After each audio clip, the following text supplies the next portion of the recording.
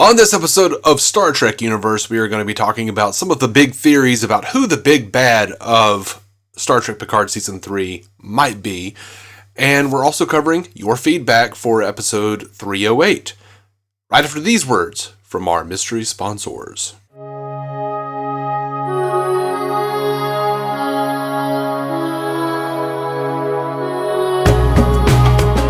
Welcome to Star Trek Universe, the podcast where you get to listen in on two lifelong buddies cracking open a cold one and chatting about the stars. My name's Matthew Carroll. I'm David C. Robertson. Hey, buddy. Hey, man. So, yeah, I thought it would be really fun because I've been, scrolling around on Twitter and seeing all these really fun theories, and there's some that are just, out there. Just, I'm not even talking about those. But there are, man, I say, if you got any that are... Give me two completely out there ones. Give me two completely out there ones. Well, okay. Here, I got four. Okay, and yeah, throw them at me. Yeah. The first two are really out there, and the other two seem pretty plausible. Okay, I'm in. Tell me. So I'm assuming some of these have supporting information, like some thoughts from the episodes or stuff like that. One of them really doesn't. Okay, all right. And the other one kind of does, but anyway. Okay. So you do you, boo. Come on, throw them at me. So the most out there theory for me, even though I really like the verbiage of it, is Red Jack from the original series, A Wolf in the Fold.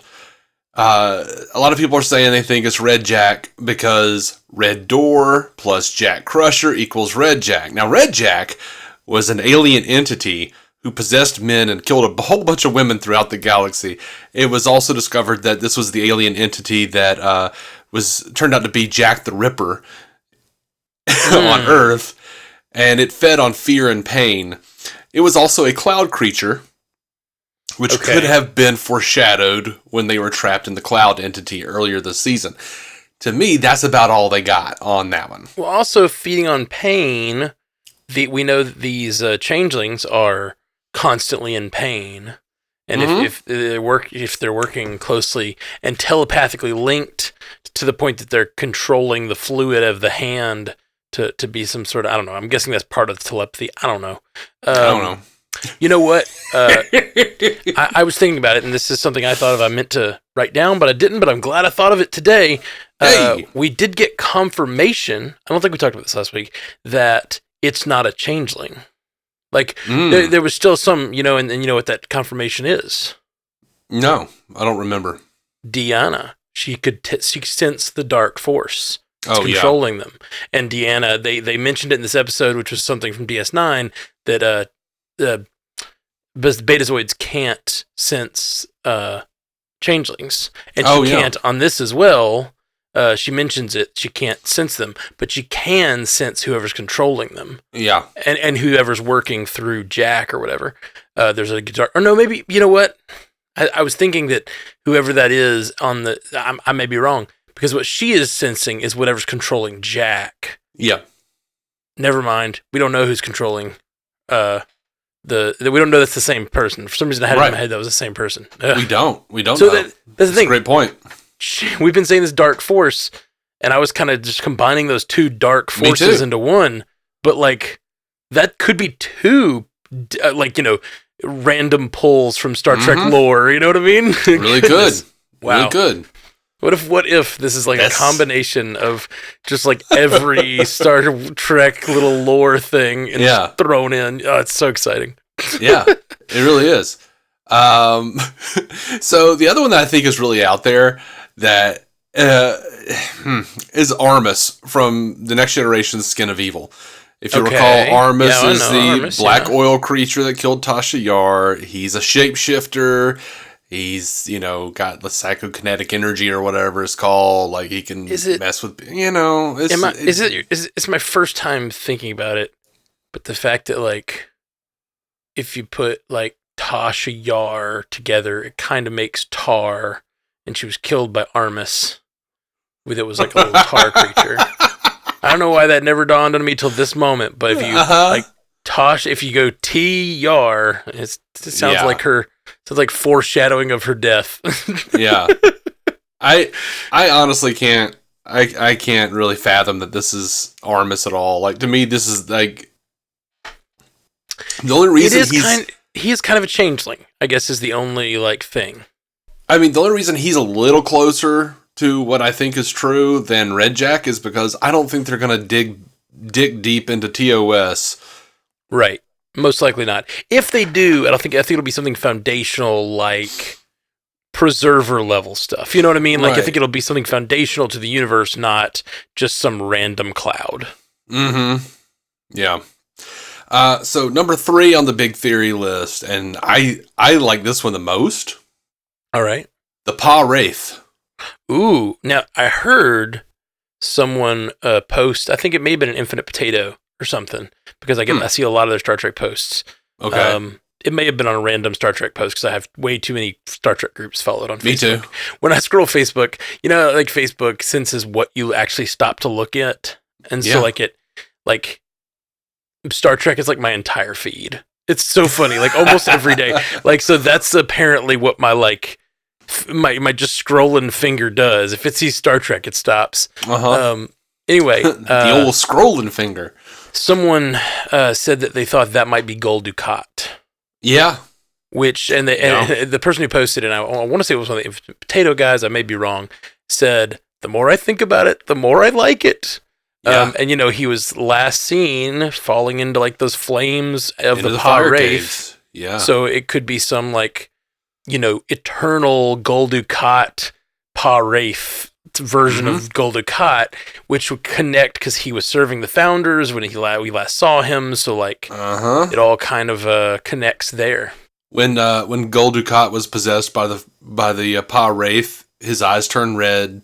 Jack is getting visions of fire. The voice of someone Jack knows. That's like when the prophets or the Pa Wraith talk to you, they come to you as people you know. Yep. Let's see, possession. That's obviously a thing. The Pa Wraiths possess people without consent. That, and also like they do weird shit that's like out of time. Like they go back and make make her fall in love with Cisco or something, right? Like, isn't that was the prophets? That was actually the good. That's what I mean. Sorry, those same type of entities did that. Yes, which, like, maybe part of the reason we don't fully understand the plan. What if the next episode is Federation Day and it just comes and goes? And there was no big evil plan for Federation Day, and that was just them being like Federation centric, And then they realized that like this is actually some great plan that they're like Jack Crusher and Sydney are supposed to have a kid that's gonna like take down the future or something. You know what I mean? It's like the Pa Wraith are playing fourth dimensional chess. Well, I was trying to think of a better like Star Trek game, but I know 3-dimensional chess is a Star Trek. But fourth dimensional, what's a good like just Star Trek game though? What's a good like fourth dimensional? I don't know, man. I think chess, just because of the 3-dimensional chess. Fine. I'm sorry, man. I'm sorry, man. No, it's cool. Fourth dimensional Dabo. Thank you. There you go. That's all. That's what I needed. I couldn't think of a good Star Trek game. Okay. Playing fourth dimensional Dabu. Thank you. Fourth dimensional Alamoraine. So anyway, so they also gave Gul Dukat strength and increased strength and reflexes. We have a fiery looking portal that very mildly resembles the Pa Wraith entity when it was released from the Bajoran statue by Gul Dukat. All right. In DS9.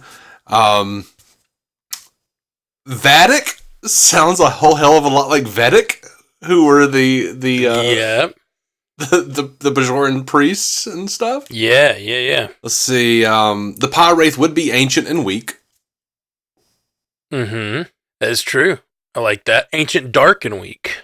And there are a lot of people online who believe that, like you said, shapeshifter face is Gul Dukat. But, and I would say Terra Metalis did give us Gul Dukat's skull on a pike in alternate Picard's trophy room in season 2. Yeah. So yeah, I really like that theory. The only problem with that one for me is, like, I feel like if they did Gul Dukat, they would have to do Cisco. Yeah, right? I kind of feel like it's not really Picard's story to get into. Mm-hmm. I agree with that. And I mean, we've had that discussion a lot. Like, thematically, we want it to be something Picard would face. Mm-hmm. But... I still would love to see Gul Dukat return, you know? Yeah, like thematically, when you look at Picard's arc, when you look at Seven of Nine's arc, the real theory is the Borg. Sure. Right? And look, this has got the most evidence behind it, I feel like. Okay. Last episode, Jack Crusher literally told Vadic, there's really no point in resisting. Resistance is futile. Yeah. So Beverly was listening in episode 1, was listening to logs from the Best of Both Worlds. That Hellbird code was something from when he was Locutus. Best of Both Worlds. Yep. Shaw's Wolf 359 story. Jack told Vadic there's no point in resisting. The body of Picard was stolen, and the Locutus headpiece part was dark on Picard's face. There is a lot of conjecture that the diamond with the line through it that Jack made with the straw / the graphic we see in the end credits looks like the Queen's diamond ship from Voyager, or may represent a transwarp conduit. We also can't discount that the portal weapon, that it is, signifying the portal weapon at the beginning of the show. Jack may be the perfect assimilation. Beverly said in Best of Both Worlds that the Borg literally changed Picard's DNA. So if they had, like, nanites in his blood that they couldn't really detect. Right. They say in Best of Both Worlds we removed everything we could. Mm-hmm. And there could have been something more. What if that's all part of it? What if Locutus, man, oh gosh, this is really going deep. What if we combine these two? We talked about this time travel, blah, blah, blah. What if the Pa-Wraith, what if Locutus and his assimilation was all part of a plan from the Pa-Wraith to, like, create Jack Crusher? And it's the story that I just spun up in my head, but it happened 30, 40 years ago. Wouldn't that be dope? It would be dope as fuck. They created their own Cisco, their own emissary, and Jack Crusher and using the Borg. Oh, and then you get this, like, Jack Crusher. You could get a great Jack Crusher, like, on this Legacy show where he is the emissary of the Pa-Wraith. Like, that's his purpose in life. That's why he exists. But it's him having to, like, try to be his own man in the face of him being the emissary of the Pa-Wraith. And what does that mean to him? Like, what plan do they have for him? Can he avoid his own fate? Like, that kind of stuff. And, like, you could totally see the end of this series. Like, they say they decide to save Jack anyway, even though they know what he is. They find out all this stuff. They know what he is. They save him. And then, Picard has a hand on his shoulder and says, like, no, you have to choose who you are. Like, no one gets to tell you who you are. And then that just sets him off on his own show where he can be, like, build his own legacy, Absolutely. Oh, yeah. That's what I want now. I could deal with that. I could deal with that, yeah.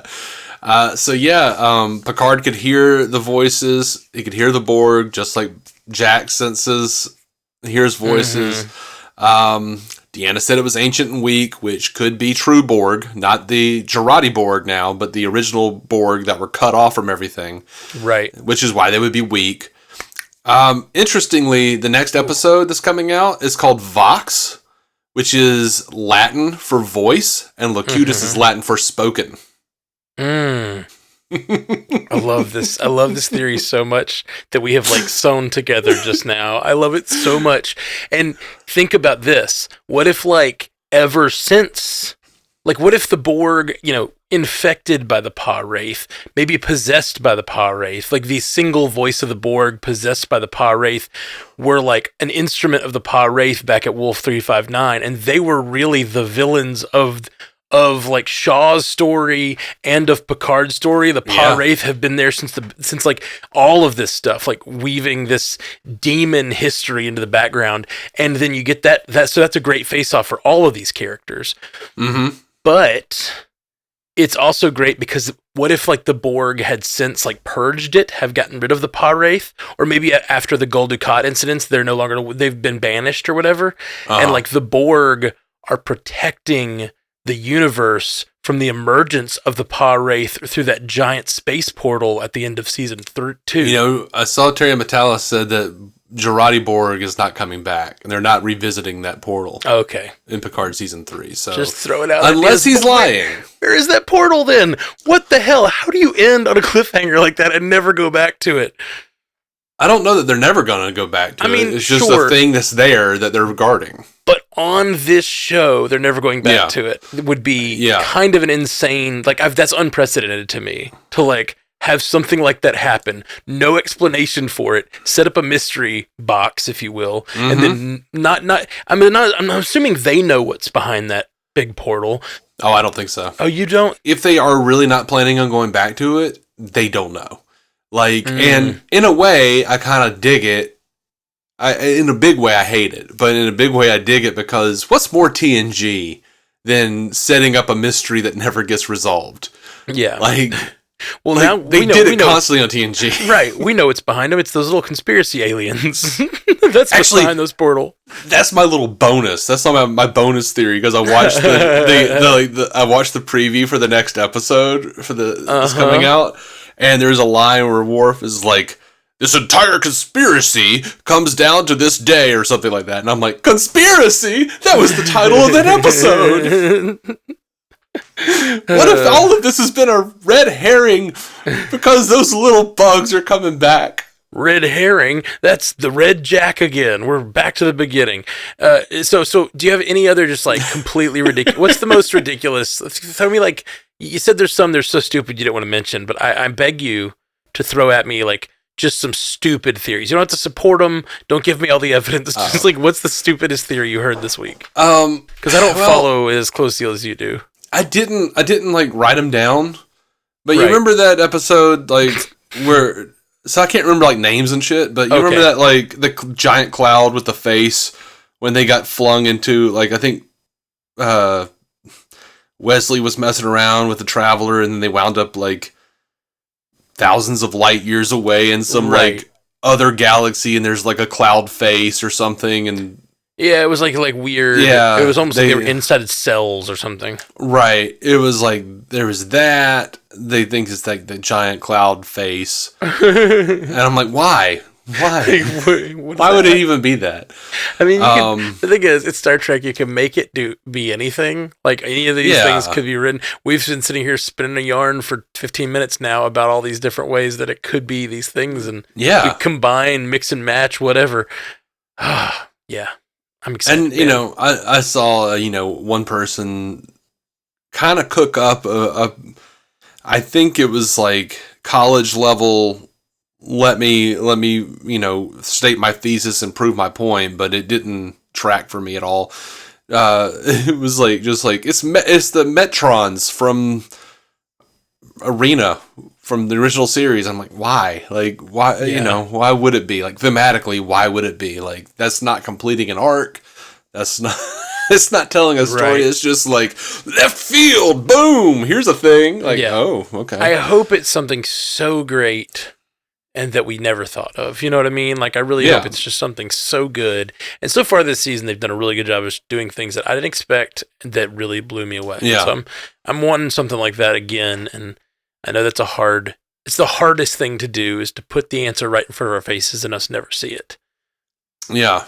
But, of course, I'm still kind of, like, as much as I want this to be the original crew and, like, them to have this adventure together, I'm still not fully convinced one of them isn't a changeling, like one of them could absolutely have been either be or have been a changeling this whole time.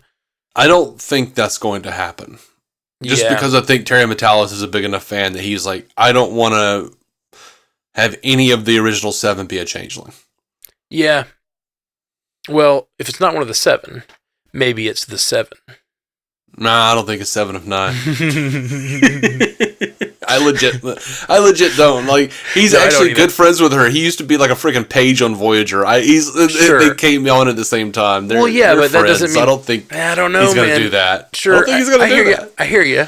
But that, like, just because he's friends with the actress and stuff doesn't necessarily mean that he couldn't do, it wouldn't undo much for her. And it wouldn't, like... I guess not. I guess, like, it wouldn't undo much for her. She could be in a prison somewhere. She'd come on for the last episode as a conquering hero, blow herself up, you know. Well, it would honestly undo a lot of the really, like, choice character moments in this season for her. Yeah, there's a few good ones. But it could be someone else. It could be someone like Sydney. Or, you know, someone else that, like, we think of as a, as, like, kind of a close crew member now. Could be Shaw. Shaw could be a changeling, you know, like... Man, I'd be so mad. Me too. And then they go rescue the real Shaw, and he's just, like, the nicest guy. Yeah. Man, I don't want that. I kind of do now. Just that specifically. Like, they rescue the real Shaw, and he's just like... he used to say what to you guys? That's terrible. Why did everyone think that was me? That's it. We're going back to my quarters and I'm baking. I'm baking you cupcakes. That's what I'm doing with the rest of my day. I know I've been in prison, but you guys have been through a lot. It's an old trick I learned from reading Captain Pike's logs. You guys can't see. I was stirring a big bowl of batter. It's I should have given the subtitles or the speech along. Have you seen that on Amazon where you can like it's an accessibility feature, but you can turn on like voice like descriptions of what's happening? No. I haven't heard. It's a feature where you can like. It's for people that I guess are blind people or people that are hard of seeing or whatever. Like hard of hearing. You almost said hard of hearing. Well, no. I was trying to say hard of sight or something like poor. They have poor sight. I don't know. Whatever. I don't know the right term. If they're not fully blind, but they're whatever. Visually impaired. That's the words I'm looking for. But I started to go hard of because I was thinking about hearing, but then I didn't know what word to say. Anyway, it's peeping. It's an accessibility feature that allows them to experience the show. So it's like they time it in between the dialogue, and it'll say like, you know, Captain Picard swings around and fires his phaser at the da-da-da, and then they'll continue. It's like a little voice comes in and does it. It's great for when you're like busy and something's on in the background. It's kind of great. Some of those things, though, they get really aggravating. I can't remember what I was watching, but someone was speaking Spanish, and the show literally gave us Spanish subtitles, and then the closed captioning came in on top of it, and like where I couldn't see what they were saying, and said speaking Spanish. Yeah, that's so funny. It's like trying to give you the real words or like the English words, and it's like just saying speaking Spanish. That's so funny. Like, you guys could have not done that. Yep, for sure. Okay, so let's get into something else. What are we doing? Feedback. We got a bunch of feedback. Yeah. All right. The first 57 of them were from Tim Castillo. Okay. Yeah. Did he live tweet the episode? No. I think he just had several. He had like 3 or 4 things he wanted to say. He sent me a lot of short things. He said, Mommy's all right, Daddy's all right, but Jack seems a little weird. He says, hey, Dave, I feel I owe you a deep apology. I was not upset about Lol. That was meant as a joke, a friendly ribbing. You had said a general fan reaction to Lol not being brought up much throughout the Picard series was somewhat pedantic. I've never said the word pedantic because I don't know what it means. Mm-mm. And I was just referring to some ship design quibbles you've had in the past episodes. I feel bad. I do apologize. Hearing you read that, it sounded insulting, and that was not my intention. Dude, I wasn't offended. I have no idea what you're talking about. Yeah, I don't remember the if last I remember episode. correctly, yeah, that it wasn't that we were offended. It was we didn't remember what he was referencing. I was like, I don't get what he's talking about. But okay, he was just making fun of you for not for the ships thing. Right. I gotcha. So in the next episode, in the next email, Tim says, "Hey Dave, you broke your little ships." Help. In the next email, he says, Dave and Matt, you guys are awesome. Just wanted to say that, and apologies again for not being good at jokes. I'll keep this one short. I'll keep this one short. It was awesome, though somewhat on the nose, to have them all around the table again. I'll be darned if I didn't love it, though. I've got no idea what this thing is, with Jack is. Ancient, dark, are they bringing back masks? Well, they already did in Lower Decks. Wouldn't that be crazy? They show up back at Earth in a space temple to rescue civilization. I would be remiss if I did not express my gratitude in your podcasting. Thank you. And then, in another email, says, Inner Skin of Evil? Matt and Dave. Not my idea. I heard it from another podcast. But could Armus be what is affecting Jack? No, I don't think so. Could he have gotten off that planet somehow? Maybe. Anyway, cutting myself off even though I want to write more. Jolan True. Tim, you can always write more. We don't mind. Yeah. Yeah, for sure. Yeah. But I don't think it's Armus, as I previously mentioned. And by the way, that's not where I got the... I don't read these before I put them. I say them on the air. So yeah, I'm the same way. I think I have a more genuine reaction when I don't read things. Every once in a while, I get in trouble. But yeah, man, me too. Most of the time, it's fine. Yeah. So yeah, write whatever you want to. I don't think it's Armus, but I hope they do it well if it is. Yeah. Jeffrey on YouTube says prediction: Troy is not Troy, but a changeling. She doesn't need to be telepathic to know about Jack's red door. Vatic knew about the door. I like how Patrick Stewart got to revive his role as Professor X when he spoke to Jack about his special powers. There was Stranger Things-esque music in this episode as well. Yeah. I think Deanna would be a great call for a possible changeling. She's only been there for one episode. It was some nice touching moments, but it could also be some pretty great moments if she showed up in episode 10, shot herself, and then I can't believe you thought that was me. No, we're not back together. I'm not okay with this. And then off onto their own show where he's trying to win her back or whatever.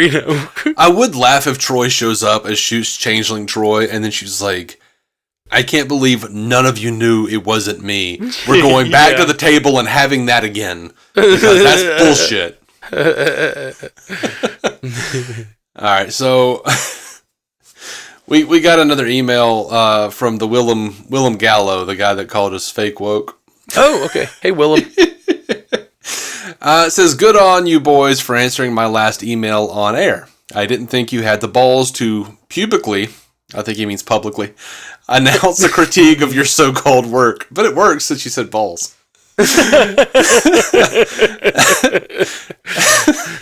After listening to the last episode, I have to say, Matt, when Dave disagrees with you, it is not necessary to regurgitate the same exact argument you just made 2 or 3 more times.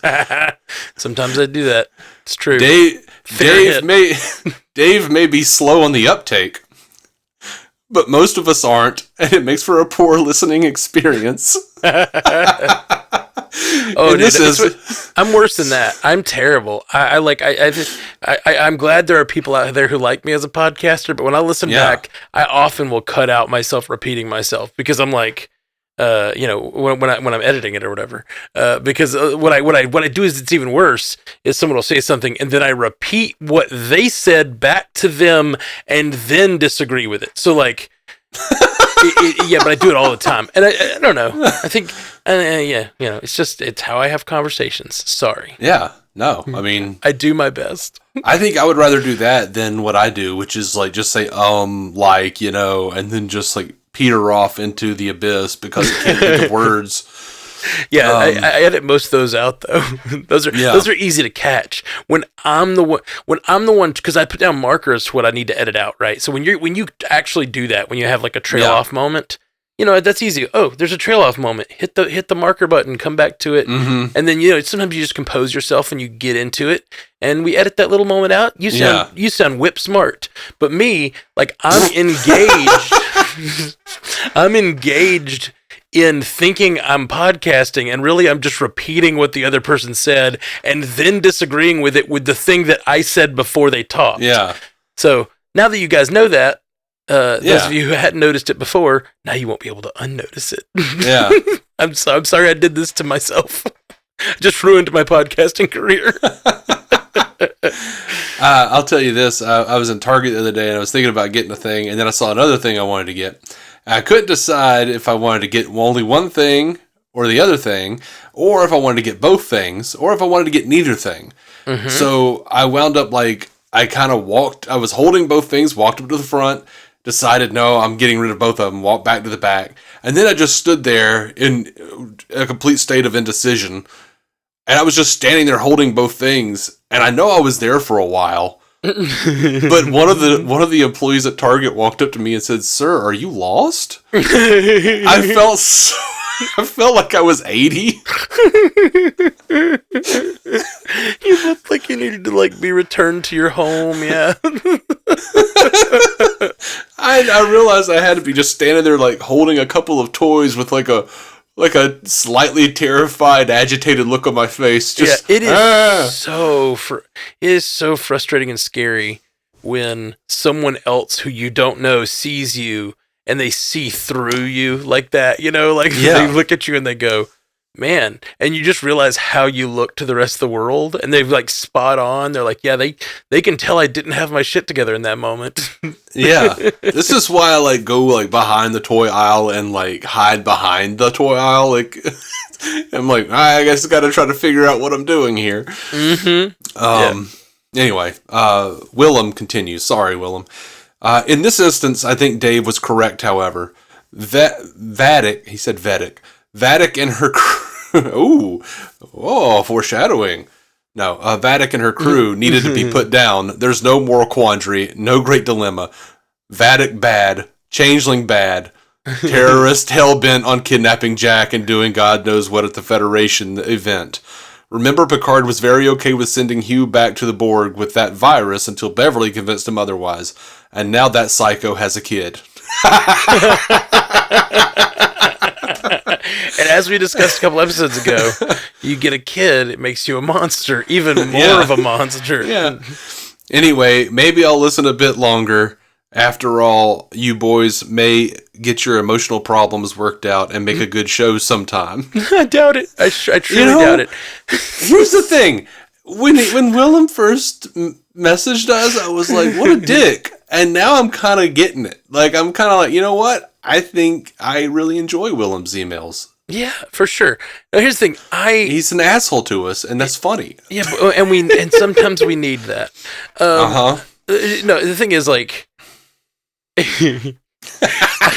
on this show specifically, the main reason I do this show, and this is why we open the show this way, I do this show to hang out with you, Dave. Okay. I love Star Trek. And this is been what we do since we were 6 years old. We sit around and chat about Star Trek. Almost every time we're together. If it's not Star Trek, it's something similar. And it's what we do. And we don't get to do it anymore because you're busy and I'm busy, and we don't work together or have intersecting lives anymore. So this is our chance to do that. And I hope people enjoy it. But we're just being us. And that's genuinely, especially on this one. There are other podcasts that I'm really trying to be somebody else. Yeah, well, not to be somebody else, but trying to there's different goals, I guess, of different podcasts. The MCU cast, we're trying to really stay on top of the MCU and talk about the in-depth inner workings of the MCU and all that stuff, And then there's there's Multiverse News now that we're doing. By the way, check out Multiverse News, brand new. So we're trying to really do a news show, it's a news show. So we're trying to be informative, and I try to go into it every week actually having read every article that I can, actually being an informed host or whatever. But this show is literally watch my favorite universe and sit with you and chat about it. That's it. I'm not trying to make this something different. And so, I hope people like it, but if they don't, that's the goal of this, is just to enjoy ourselves as friends. And some people really like that, and other people don't. And it's totally cool if it's not your style. Yeah, it's not your thing. Yeah.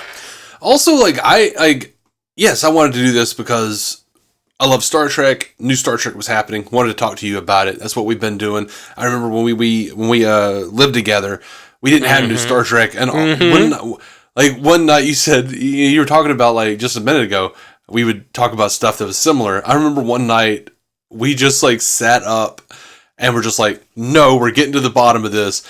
And we, like, over the course of the night, conversed and figured out that Donnie Darko makes no sense. Like, no, the tangent universe doesn't make sense. Yeah. Oh man, we have many, many nights like that. Breaking down like whatever universe we're talking about. Like I said, we've been doing this since we were 6, like talking in the same way about these things, and it's just a fun thing to do. Like, it is.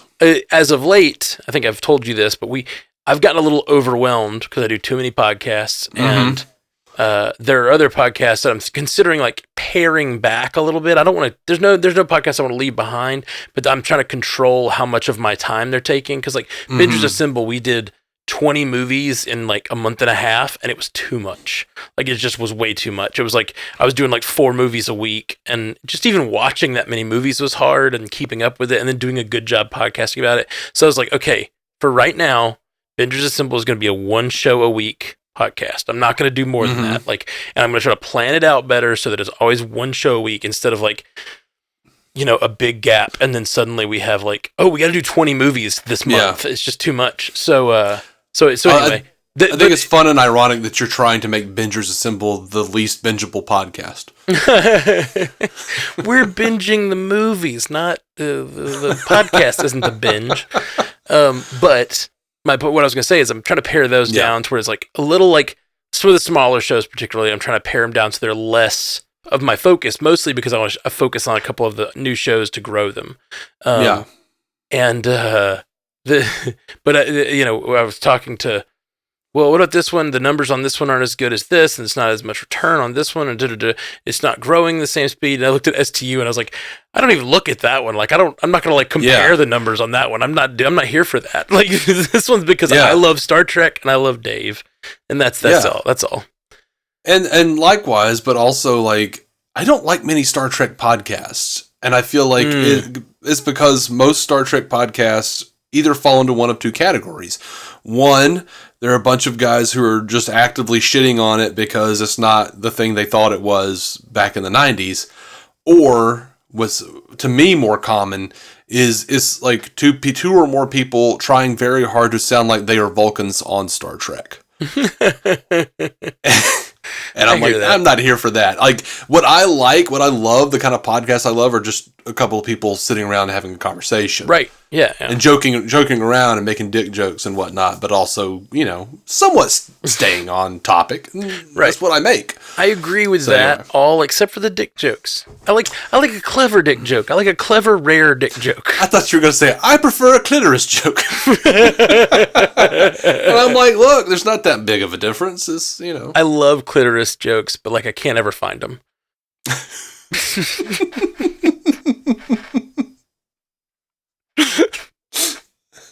That's a problem, man. Will Fowler on Facebook. Oh, by the way, Willem, before you go, my dog is named Quilliam, but I have since gone to Quillem, or Quillem Dafoe is often what I call him. Oh, nice. Yeah, so kind of based on the name Willem. So have you? Whenever you write in, I think about my dog. Sorry about that. That sounded insulting. I didn't mean it that way. I don't remember which host did it, but some host, maybe it was Conan, had Willem Dafoe on his show, and like pulled up this like really old clip from like, I guess like Actor Studio or something, or where he was like starting out and he pronounced his name William Dafoe, and he's like, they were like, what? We've all been pronouncing your name wrong this entire time. And he was like, yeah, this sounds more, cinematic. That's funny. He just changed his name because he didn't like the way it sounded. It's funny, but did he change the spelling too? Because it wasn't it's Willem, right? I think it is. I don't know. He said William, but he was like a college student. Okay, yeah, it's crazy. I listened to an interview recently with him. I think it was actually may have been Inside the Actor Studio, but it was a more recent Inside the Actor Studio, and it was just him talking about his career and like his young career and stuff. It's really interesting. Yeah, the clip that I'm talking about, like he was a student and he was asking the actor on stage a question. Interesting. Yeah, interesting. Cool. Okay, let's next feedback. Will Fowler on Facebook says, "Hey guys, I hope you see this. I haven't interacted in a while." I actually did read this one. So I responded on Facebook. He says, "I haven't interacted in a while.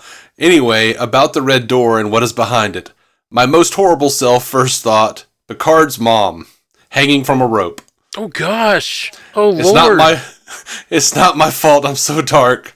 Blame the second season. Live long and prosper." That's it? That's the whole feedback? We started this with crazy theories. That was the whole beginning of this episode. I think that just should be this episode. This episode's the crazy theory episode. Yeah, that's terrible, Will. Why did you put that in my mind? You won't even know her at all. It'll just be like a random woman hanging. Yeah. What a dark season 2, for real. Oh, gosh. Yeah. And now look, I edited it for brevity, but now upon thinking back, it seems almost like a Norm Macdonald bit because he said Picard's mom and Jack's grandmother hanging from a rope. So it's just like bringing in this, and Jack's grandmother, You can definitely deliver that in the Norm voice and it works for sure. Yeah. Thank you for writing in, man. I don't mind you getting dark. I'm good. That is pretty dark though. That is dark. It's really dark. I don't know what to do with it. We'll just lay that. I'm just gonna lay in the floor and stink up the place. Not because it's bad feedback, but because it makes me sad. I'm gonna hang that feedback from a rope. I tells you. But like a place of honor type rope. I'm gonna stick the head of that joke on a pike, but like a place of honor, like a place of honor pike.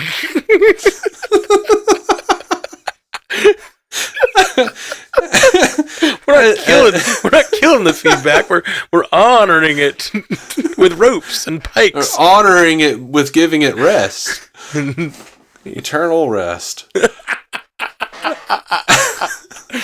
All right, we got one last piece of feedback. Of course, we leave that feedback for Mr. Stu Little. Stu sends us an email titled, "Now who's the fucking solid Vatic?"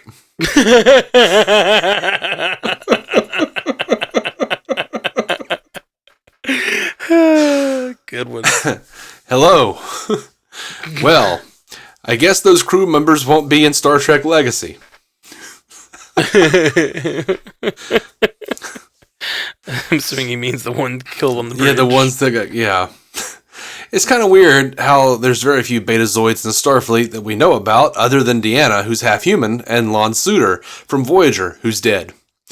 You'd think they'd jump at having more of an inexpensive alien species who look almost identical to humans, except for an eye thing that just requires contacts. That is interesting. Of course, I guess you could say that a lot of the crew members are Betazoid, and maybe the ones of the upper echelon classes wouldn't have abilities that were quite so pronounced, But I don't know what Betazoid class system is like anyway. Yeah, I don't know either. I don't know. They might all just be naked. But I suspect that there has to be some kind of class system because of who Lwaxana was. She seemed very hoity-toity. Right. Very, very worried classist. about keeping up with the Joneses and making sure everyone knew they were of certain ilk. Yeah. Anyway, Stu continues. Seven's "Don't Call Me Hanson" stuff is so weird to me. I know it's kind of a trans allegory, but I don't think it completely tracks, because personally, I wouldn't want to keep the name that was forced on me by an aggressive species that killed my parents and altered my personality. If it's meant to be a trans allegory, then that unfortunately makes the Borg more analogous to supposed groomers, which I don't think is meant to be the intent. I have issues with how the Hugh plot made the Borg feel more sympathetic too, but at least he got a name that didn't come from them. I agree. Yeah, I mean, I see it. I think the idea is just that, she gets to be who she wants to be. You know what I mean? Right. And I think I can't really remember, if I'm being perfectly honest, how that all played out in Voyager. Well, he does say, wait, actually looking into it, Seven's parents were not killed, they were assimilated, and we don't know what their current status is. That makes her apparent abandonment of her human background more iffy to me. Her apparent abandonment of her human background more iffy. Okay. Yeah. Well, I was just going to say, I think it's more, for that character, I think it's more about who she chooses to be, and like I think that she at some point she just lost all connection with the name Annika Hansen. You know, she no longer feels connected to that name. So yeah, I think as part of the crew of Voyager, she made 7 of 9 her identity. Right. Like she decided what that meant to her. Yeah. And sort of developed her, because she was such a child when she was taken in, that like she had no real personality at that point. You know, I mean, sure, she had a personality, but like she doesn't remember or connect to it anymore. And everything that she is, when she was disconnected from the collective, she still was very much connected to the Borg. It took her a while before she really realized like that she was happy to be out. You know what I mean? Yeah. Like for a while, she was sort of a hostage on Voyager, at least a few episodes. I think, you know, her keeping the name 7 of 9 is more indicative of her time on Voyager and what that meant to her and her character growth there. But then to have Shaw dead naming her like he is a reminder that she is not accepted in Starfleet still by many, and is almost like saying that like she is the worst of what she is. And, you know, I think she has to, like, the reason she's so, you know, concerned about it is like, no, this is what I've chosen. I did get out, and, you know, screw you guys. But I do understand what Stu is saying. And I did think about that the other day, actually, a little bit. Yeah, for sure. Yeah, I do think that there is a, if one were so inclined, that someone could look at it and go like, yeah, see, the Borg groomed them just like the trans do. Like, yeah, you could totally, like, if you were of like-minded, try to pull that allegory to its logical conclusion. Sure. You know. Sure. It's problematic is what I'm saying, the way they did that a little bit. Yeah, I can see it. I can see it. But to me, it's just that she gets to choose who she is, and that's that's the person she chose to be, and she identifies more with that name, and that's who she is, and that's all that matters. And I guess it's more like no matter what we think, like, and no matter what Shaw thinks, that's who she thinks, and that's what matters. Yeah. Yep. Oh, he says, what a surprise. They chose the aliens to kill first. Yes. Yep, always. It's the old Discovery maneuver. Stu says the Riker-Deanna Worf throuple seems like a possibility. I don't think so. Oh, I can kind of see it. I don't think Riker and Worf are going to be down for that. Worf loves his pizza. What? I don't know. Worf loves pizza. It was just like a weird joke. I don't know. There's no evidence. I have no evidence for Worf liking. I just meant he legitimately loves. I meant Worf's pizza. Like Worf loves his pizza, so he would be up for hanging around a man with a stone pizza oven. Oh, like, I forgot that Riker made pizza. I was like, is pizza? How did you forget that Riker made pizza? That's the whole thing. I was like, is they talk pizza... about this episode? No, pizza. I was just like, pizza was not any kind of sexual. If I wanted to go there, I would have said he likes his pepperoni, and that would have been. Or Worf likes his pie, maybe. But yeah, I didn't know what you meant. I was like, what is? No, I just meant pizza Troy's vagina with like Riker's ball topping. I don't understand. Oh Lord! I don't know what you're going for. Your dark, sinister mind.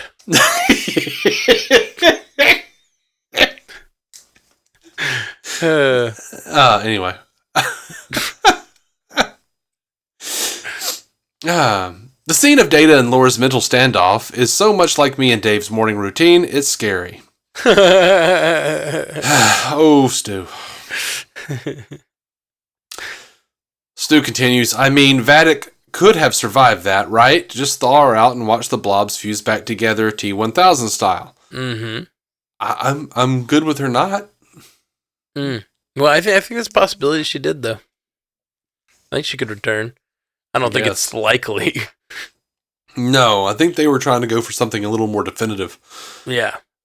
But I definitely immediately thought, like, okay, is she going to, head toward the warp engine and get warmed up, and then we see her goo back together? She's still out in space, so it's still unlikely we'll see her, but you never know. Yeah. Data and Geordi's scene was nice, and I hope Data's upgrade means we get to hear him call someone a motherfucker by the end of the season. Why? Why? I don't know, man, but I hear it. I mean, sure, but, judging by how many people I saw online upset at the very notion of Quentin Tarantino directing a Star Trek movie, I'm not sure they're willingly gonna do that. Yeah, man, that horse is out of the barn, though. They've given multiple fucks this season, or at least they gave one fuck this season. Yeah. I can't remember who gave it, but someone said fuck this season. All we need now is for Data to show up and start dropping the N-word every 5 seconds. Oh. That'll be pure Quentin Tarantino Trek. Oh, I do not approve that message. I don't either. I do want to see the Quentin Tarantino Trek, though. I'm very curious what he was going to do. Oh, yeah, for sure. Hopefully he wouldn't have done that. Yeah. 8 episodes in, and no 7/Rafi scenes so far, even when they're both now on the same ship. I'm gonna have to suffer some more domestic drama next week in my epic space opera show, aren't I? Probably not. Mm-hmm. I mean, maybe. I don't know, Stu. If they haven't seen each other so far, why would they now? It's kind of seemed like they're broken up and okay with it. Or they seem kind of okay with it. I don't know. They seem like a little awkward about it. That actually, when we were talking about the possibility of Seven being a changeling, I was thinking, like, yeah, we haven't had that many scenes with Raffi, which Raffi would be the one to figure it out if anyone was going to figure it out, and that maybe that's evidence to the fact. Maybe we will get a scene with them, and that's when Raffi will figure it out. Raffi loves to figure out a secret. That's her whole thing, man. I wrote a song about it. I know you did, buddy. I know you did.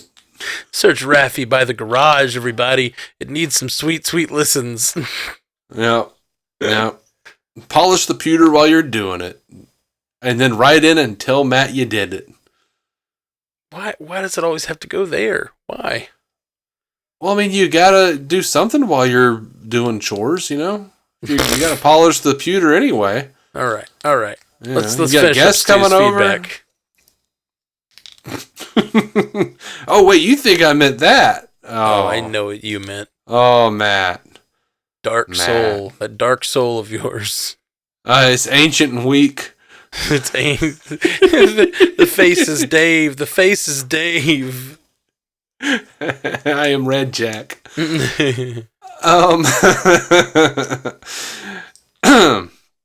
Stu says continues to be good, though angsty Jack is a bit of a low light for me, and all without not getting the answers about him I thought would be revealed this week. Still, Data's return, the Enterprise crew reunion, and the defeat of Vadic were all strong. Take care, Stu. Thank you, Stu. Thank you, man. I think this week we will definitely find out what's up. You think? Absolutely. 100%. I don't think so. I give it a 100% chance that we will find out what's going on, like who's behind the red door will happen this week. Because they ended the episode with the red door like opening and us not seeing what's going on. And they're going to answer it next week. Because if they keep us holding on for another week, it's ridiculous.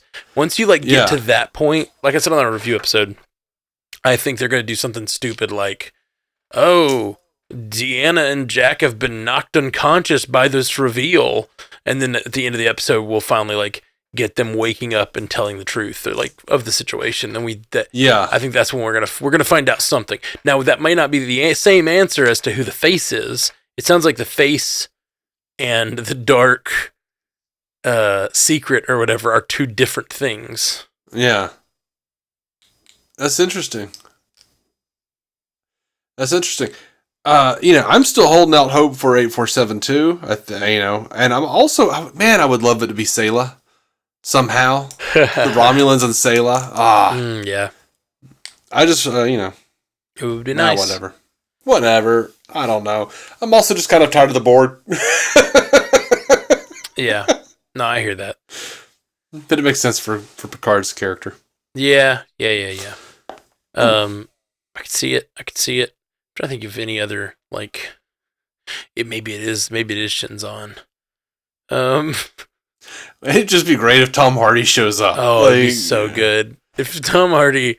Why? Tom Hardy playing an alternate Picard would be so much fun. Mm-hmm. Like, today's Tom Hardy. He'd be great. This is he's like Mirror Universe Picard, and he got, like, age regression. Yeah. And he was also like, in my timeline, it matters if you're bald. So I got plugs.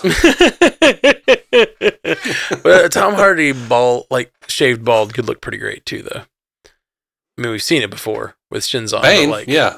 Oh, also when he was Shinzon. Wait, what? You were saying Tom Hardy could look great bald, and I'm like, yeah, he was Bane. Oh, right. Oh, and Shinzon. Yeah. Yeah. It's like I totally forgot that he was the original Shinzon after I referenced the fact that he was... That's weird. That was weird, man. Are you lost, sir? It's weird when you're like making a podcast and someone like looks at you on the podcast and realizes how really broken you are in the brain. Yeah. Did I ever tell you about the existential comment while getting a replacement tire? I had just been up all night, and then like I was driving and my tire went flat, and then like I had to wait for a tow truck. Anyway, finally get to this like place outside of town and bought a tire as they were closing. And I'm standing there waiting for them to pull my car around, and this woman walks up, and she's like, "Excuse me, sir, do you work here?" And what I meant to say was, "No, ma'am, I don't work here." What I did say was, "No, ma'am, I'm not real." Yeah, I remember you saying that. I remember you telling that story. Oh, man. That's pretty broken, Dave. That's pretty broken. And then I just started cracking up because I was like, no, that may have been just a Freudian slip. No, I don't think I'm real. All right, guys. Well, we'll be back. I guess this will drop on Wednesday morning or something. So late tonight, early Thursday, we'll have a new podcast with a new episode of Picard, episode 9. Apparently they're playing the premiere. I guess that's the news we didn't talk about. Apparently they're putting the premiere in IMAX theaters. Yes, they're releasing it. This coming up episode, Vox, and the series finale is both going to be in IMAX theaters April 19th. The tickets are free.